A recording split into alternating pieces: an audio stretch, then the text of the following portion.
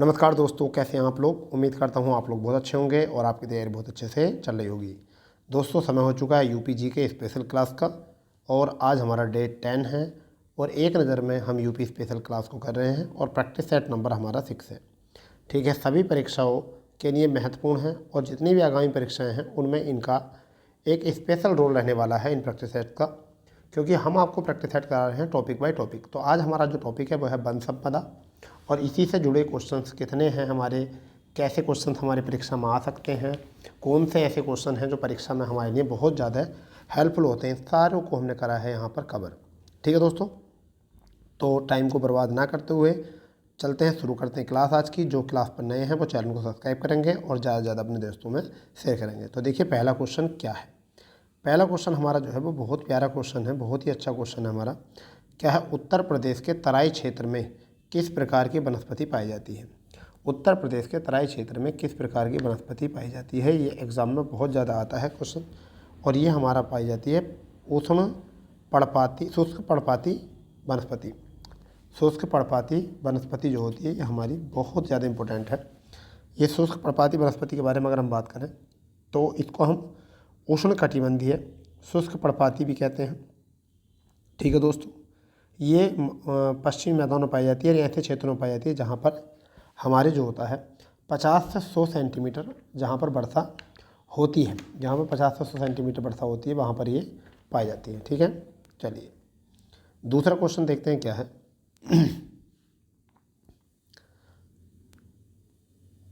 दूसरा क्वेश्चन है हमारा, उष्णकटिबंधीय नम पर्णपाती वन उत्तर प्रदेश के किस क्षेत्र में पाए जाते हैं। तो नम पर्णपाती वन जो है कहाँ पाए जाते हैं, ये पता होना चाहिए हमको, कहाँ पाए जाते हैं। तो पहला ऑप्शन है इसका आपका भांबर तराई क्षेत्र, भांबर तराई क्षेत्र। दूसरा ऑप्शन है पठारी क्षेत्र, तीसरा मध्य मैदान क्षेत्र, चौथा है ये सभी। तो करेक्ट आंसर होने वाला है भांबर एवं तराई क्षेत्र, क्योंकि इनको हम आर्द्र पर्णपाती वन भी कहते हैं। क्या कहते हैं हम इनको, उष्णकटिबंधीय नम की जगह क्या लिख सकते हैं हम, आर्द्र पर्णपाती वन भी कहते हैं इनको। क्लियर, तो इतनी बात आपको याद करनी है, यहाँ से कोई टेंशन नहीं लेनी। आगे देखते हैं चौथा और पांचवा प्रश्न, तीसरा और चौथा प्रश्न क्या है। उष्णकटिबंधीय पर्णपाती वन राज्य के किस क्षेत्र में पाए जाते हैं। पूर्वी क्षेत्र, पश्चिमी क्षेत्र, मध्य क्षेत्र, दक्षिण क्षेत्र, यानी कि उत्तर प्रदेश के किस क्षेत्रों में पाए जाते हैं। कौन सा है, पर्णपाती वन है। अब आपको ये पता होगा पर्णपाती वन जो होते हैं वो कौन से होते हैं। ठीक है भाई, पर्णपाती वन जो होते हैं वो कहाँ पाए जाते हैं। तो आपका आंसर हो जाने वाला है यहाँ से ये सभी, यानी कि पूर्वी क्षेत्रों में पाए जाते हैं, पश्चिमी में पाए जाते हैं, मध्य में पाए जाते हैं, यानी कि ये सभी क्षेत्रों में पाए जाते हैं।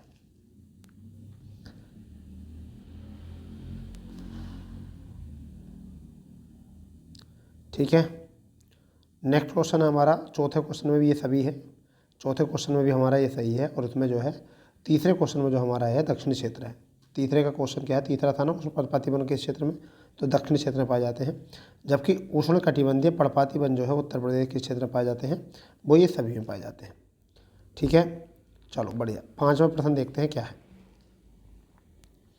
पांचवा प्रश्न है कि उत्तर प्रदेश में जड़ी बूटी एवं तेंदू के संग्रहण किसके द्वारा किए जाते हैं।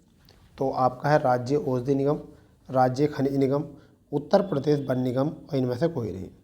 तो आपका आंसर होने वाला है बहुत प्यारा, यह है उत्तर प्रदेश वन निगम। सॉरी, उत्तर प्रदेश वन निगम यहाँ से क्वेश्चन होने वाला है आपका। आपको इसके बारे में पता होना ही चाहिए। ठीक है भैया, आपको इसके बारे में पता होना जरूरी ही चाहिए। नेक्स्ट क्वेश्चन है आपका छठा क्वेश्चन, उत्तर प्रदेश राज्य कुल क्षेत्रफल का कुल कितना भाग वन आवरण है। तो यह आपको पता होना चाहिए, वन आवरण कितना है, वन आवरण कितना है आपको पता होना चाहिए। इसका पहला विकल्प है आपका 5.88, दूसरा है 6.88, तीसरा है 10.8, चौथा है 9.01। तो आपका छठा प्रश्न है, इसमें आपका आंसर हो जाएगा 6.88%। कितना हो जाएगा, 6.88% हमारा वन आवरण है। ठीक है भैया, ये आपको पता होना चाहिए ज़रूर भाई, क्योंकि अगर आप ऐसा नहीं कर पाओगे तो फिर गड़बड़ हो जाएगा। ठीक है, चलिए आगे देखते हैं क्वेश्चन क्या है। आगे क्वेश्चन हमारा ये है, सातवां क्वेश्चन है, राष्ट्रीय वन नीति के अनुसार कुल भौगोलिक क्षेत्र के कितने प्रतिशत भूभाग पर वन होने चाहिए। तो आपको पता होता है 33% भूभाग पर जो है वन होने चाहिए। कितने पर होने चाहिए, 33% पर। और भारत में कितने क्षेत्रफल हैं? 6.88 पर। कितने पर हैं? 6.88 पर हैं। ये देखो कितनी स्थिति खराब है, कितनी स्थिति यूपी में खराब है, सॉरी भारत नहीं, यूपी में कितनी खराब है स्थिति। आगे बात करते हैं 8वां क्वेश्चन। जिला पंचायत एवं नगर निकायों में निगमों में नियंत्रण में रहने वाले वन कहलाते हैं। क्या कहलाते हैं ये आपको पता होना चाहिए।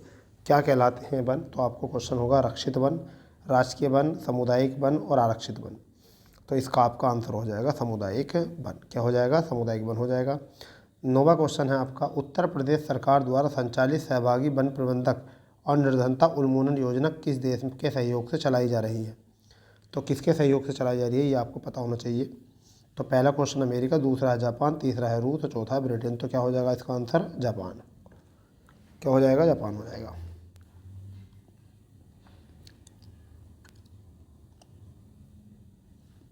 दसवां क्वेश्चन है, देवदार, स्प्रूस, ओक के वृक्ष उत्तर प्रदेश के किस वन प्रदेश में पाए जाते हैं?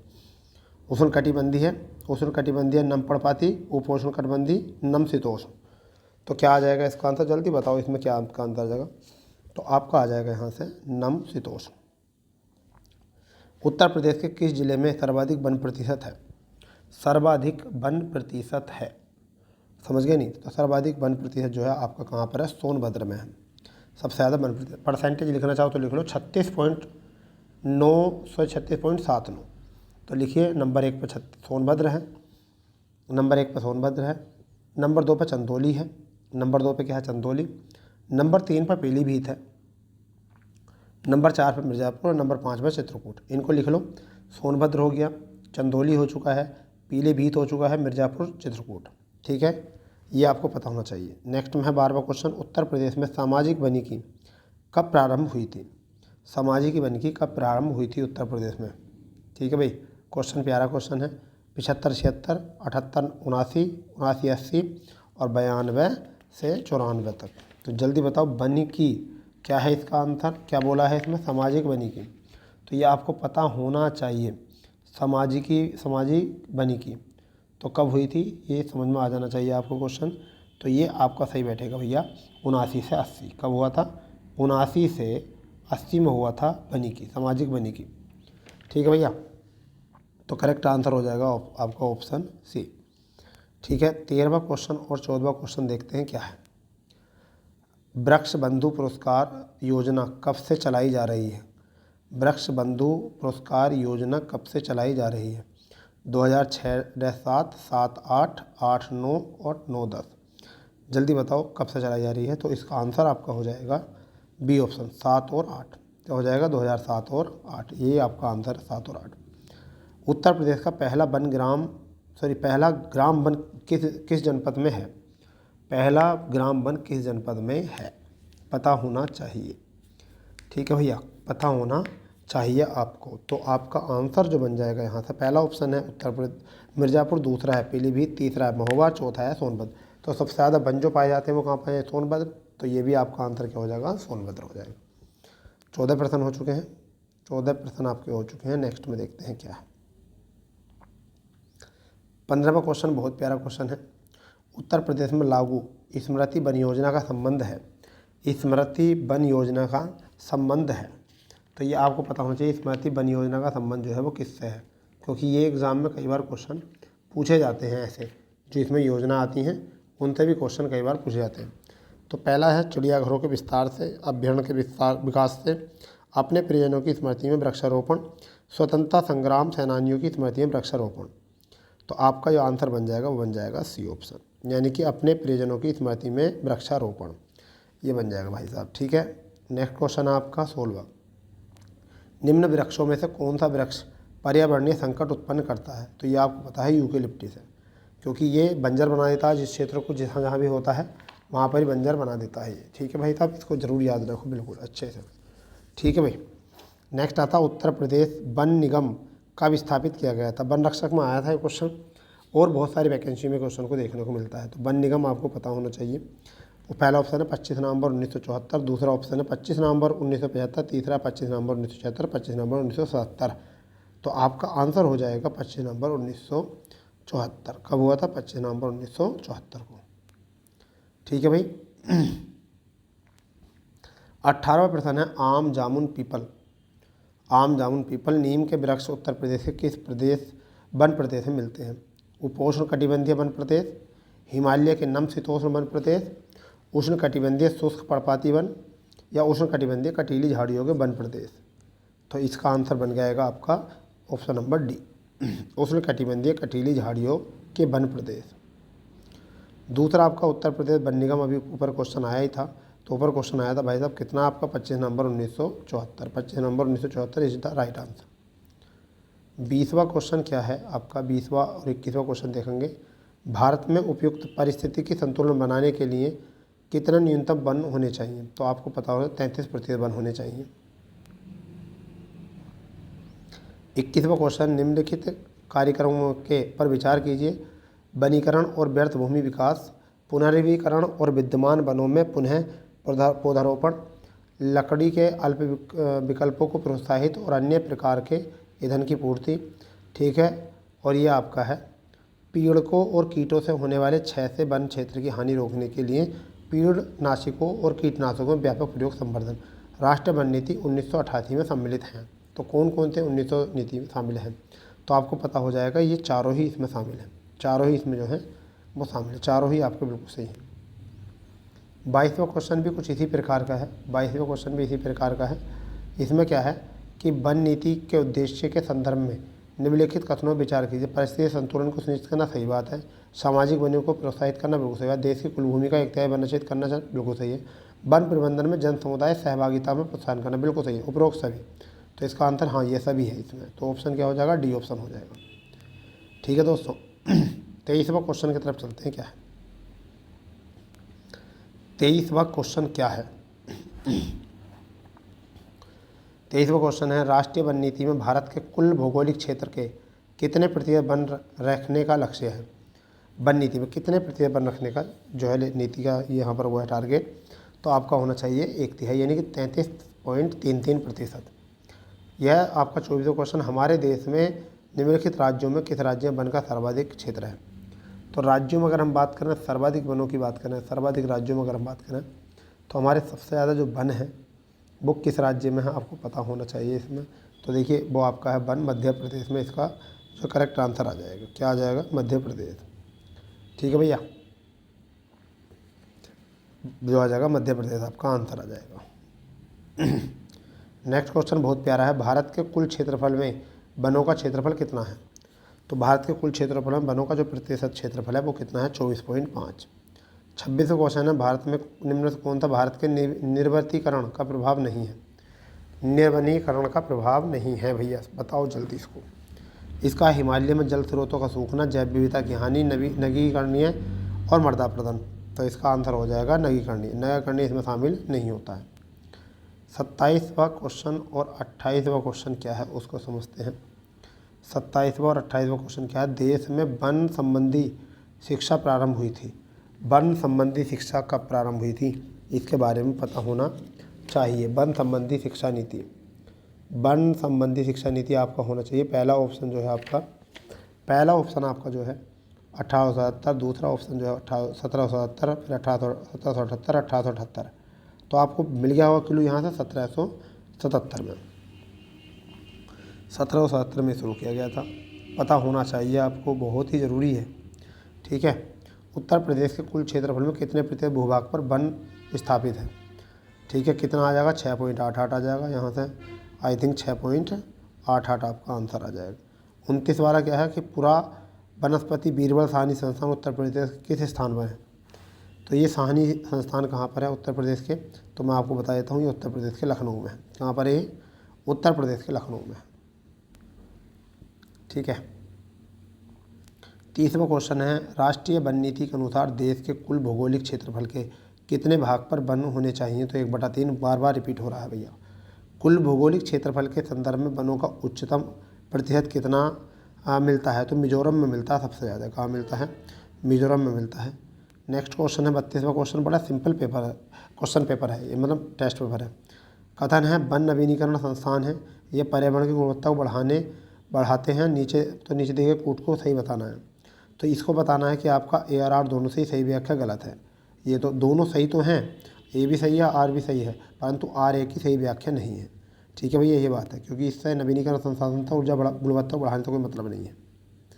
नेक्स्ट है 33वां, वृक्षाच्छादित क्षेत्र सर्वाधिक हैं। जो वृक्षों से आच्छादित है वो क्षेत्र कहाँ पर है सर्वाधिक? तो आपको पता होना चाहिए पूर्वी घाट में, पूर्वी दक्कन पठार में। भारत के कुल भौगोलिक क्षेत्र में सघन वनावरण का प्रतिशत कितना है? सघन वनावरण का प्रतिशत कितना है? वो आपका है 12%। तो मैं आपको बताता हूँ सघन कितने वन हैं। सघन वन जो हैं, सघन वन वो है 2616। कितने हैं? 2616 वर्ग किलोमीटर। ठीक है, जबकि मध्यम सघन वन जो है वो 4080 वर्ग किलोमीटर, जबकि खुले वन जो हैं वो 8109 ये हैं आपके खुले वन। इतनी बातें याद रखना है, यहाँ कोई घबराने वाली बात नहीं है। ठीक है भैया, क्लियर? आपने 34% कर लिए हैं, टेंशन मत लो। 47% इसमें है, इस चैप्टर से 47% बन पाए हैं जो ठीक ठाक बन पाए हैं। आगे बात करते हैं उष्ण कटिबंधीय नम पर्णपाती वनों का जो उत्तर प्रदेश में किस क्षेत्र में पाए जाते हैं? तो उष्ण कटिबंधीय नम पर्णपाती वन तो ऐसे क्षेत्र होते हैं जहाँ पर 100 से 150 सेंटीमीटर वर्षा होती है। 100 से 150। अब बात करते हैं 75 वाले कौन से? जहाँ पर 50 से 75 होते हैं, तो ये वाला जो है वह है आपका कांटेदार। कौन से हैं? कांटेदार वन। ठीक है, 75 से 100 जो होते हैं, 75 से 100 जो होते हैं, 75 से 100 वाले जो होते हैं वो कौन से होते हैं, ये भी आपको पता होना चाहिए। ठीक है, एक होता 150 से 150 सदाबहारी वन होते हैं। क्या होते हैं? मानसूनी सदाबहार वन होते हैं। 75 से 100 वाले जो होते हैं वो होते हैं शुष्क पर्णपाती। कितने होते हैं? शुष्क पर्णपाती। ठीक है भैया, शुष्क पर्णपाती। तो हमारा आंसर तो वैसे सी है इसका। 36वां क्वेश्चन है, बेरोजा एवं तारपीन का तेल बनाने प्रयुक्त लकड़ी कौन सी होती है? तो मैं आपको बता देता हूँ, तारपीन के तेल जो है किससे होती है? तारपीन का तेल जो होता है वो किससे? चीड़ की खाल से। ठीक है, खैर की छाल से कत्था बनता है। क्या बनता है? कत्था। ये आपको याद रहेगा। ठीक है भैया, याद रहेगा नहीं रहेगा? Very good. निम्न जनपदों में सर्वाधिक वनाच्छित कहाँ पर है? तो सर्वाधिक वनाच्छित जो है वो सोनभद्र में है।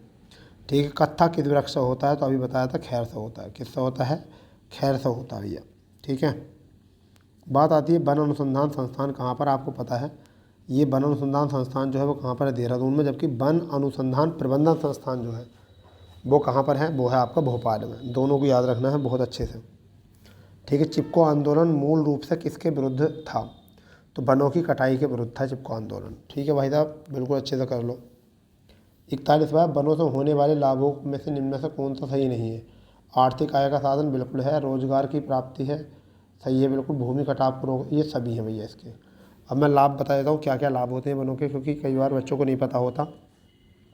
जड़ी बूटियों का होता है, तारपीन का तेल मिलता है, चीड़ से कत्था खैर से मिलता है।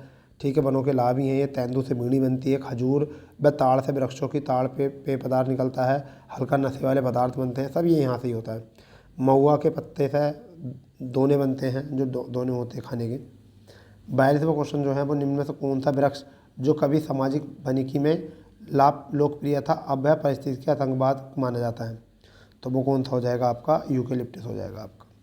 ठीक है, ऑपरेशन ग्रीन परियोजना कब शुरू की गई थी? ऑपरेशन ग्रीन तो 1 जुलाई 2001 को, 1 जुलाई 2001 को की गई थी भैया ऑपरेशन ग्रीन। ठीक है भैया, 11वीं पंचवर्षीय योजना में इसे हरितिमा नाम दिया गया था। ठीक है, पुनः दोबारा शुरू की गई थी। ठीक है, 44वां क्वेश्चन बहुत प्यारा क्वेश्चन है। 44वां, वन हास का मुख्य कारण क्या है? यह आपका सड़कों का विकास, नदी घाटी की परियोजना, औद्योगिक विकास, कृषि विकास। तो इसको आपका आंसर हो जाएगा, यहाँ से बहुत चैलेंजिंग क्वेश्चन होता है औद्योगिक विकास। 45वां है, पागमार्क तकनीक का प्रयोग किया जाता है। पागमार्क का तकनीक का प्रयोग किया जाता है, तो इसमें किया जाता है विभिन्न वन्य जीवों की संख्या के आकलन का पता करने के लिए, यानी कि उनके पैरों को, पदचिह्नों को गिनने के लिए, और उससे ही हमें उनकी संख्या का पता चल जाता है। अब भैया ये क्वेश्चन है 46वां, ऑपरेशन ग्रीन योजना उत्तर प्रदेश कब? तो 2001 में चलाई गई थी, 2001 में। निम्नलिखित जनपदों में सर्वाधिक वनाच्छादित क्षेत्र कौन था? वो कौन था? सोनभद्र है। ठीक है भैया, तो ये पता होना चाहिए। अब आप कुछ नोट पॉइंट करके लिख लो क्या होता है। देखिए, माचिस उद्योग, कत्था उद्योग, फर्नीचर उद्योग, ये सब कहाँ होते हैं? बरेली में। माचिस उद्योग, ठीक है, माचिस उद्योग, कत्था उद्योग और फर्नीचर उद्योग कहाँ होते हैं? बरेली में होते हैं, याद कर लोगे। प्लाईवुड का सीतापुर नजीमाबाद में होते हैं, प्लाईवुड का। कागज़ सहारनपुर में होता है। बीड़ी तेंदू झांसी और मिर्ज़ापुर में होता है। बीड़ी तेंदू जो होता है वो झांसी और मिर्ज़ापुर में होता है भैया। ठीक है, खेल का सामान मेरठ में होता है। ठीक है, लकड़ी के खिलौने जो है वाराणसी, लखनऊ, सोनभद्र में होते हैं। लकड़ी के खिलौने कहाँ होते हैं? वाराणसी, लखनऊ और सोनभद्र में भी होते हैं। बेंत और फर्नीचर गोरखपुर और प्रयागराज में बनते हैं। ठीक है भाई। राज्य वन नीति जो थी 1998 में शुरू हुई थी, जबकि क्या था 2017 में इसको नई वन नीति घोषित किया गया था। ठीक है भाई। तो इससे ज़्यादा एग्जाम में आपसे कोई क्वेश्चन पूछेगा नहीं, कोई भी क्वेश्चन नहीं पूछ सकता। अगर पूछेगा तो इतना क्वेश्चन पूछ सकता है, हाईटेक नर्सरी विकसित कहाँ की जा रही है?